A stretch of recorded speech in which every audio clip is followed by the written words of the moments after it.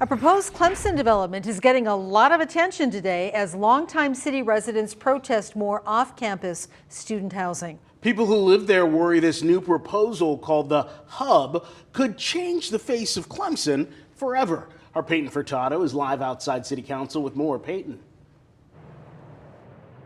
Yeah, Nigel, I was just in the meeting, and just from being in there for a few minutes, you can tell the residents here do not want more off-campus student housing. But with Clemson University's growth, and they're not building any more on-campus student housing anytime soon, a lot of that student housing is having to move into the city itself.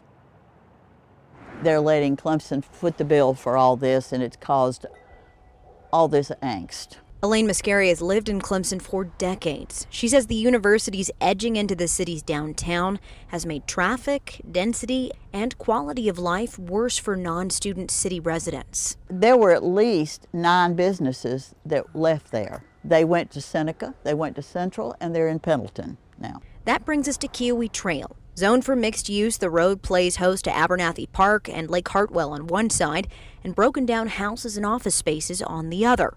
City council members think this area could be so much more. We're jealous of Falls Park in Greenville and wanting people to have a place to come down and have dinner and sit by the water and walk and really make it a family environment. Monday, developers are proposing the Hub to city council members for the first time. The plans include student housing, restaurants, and retail on the first floor. Now the developer has offered to include an additional communal space that would attach to Abernathy Park. Those plans would include green space at the request of the city, doubling the size of the park and adding an amphitheater. I want to make sure that it's not just student housing. That's number one, because truth is we have that. And we know that that makes it very difficult for our residents to want to be in the same place. While it could be an asset to the city, residents like Elaine are protesting, worried it will only be geared towards students and take away more of the city's land from non-student residents. No matter how much we protest, no matter how many petitions we sign, no matter what we do, interviews, anything, they still keep going down the same path.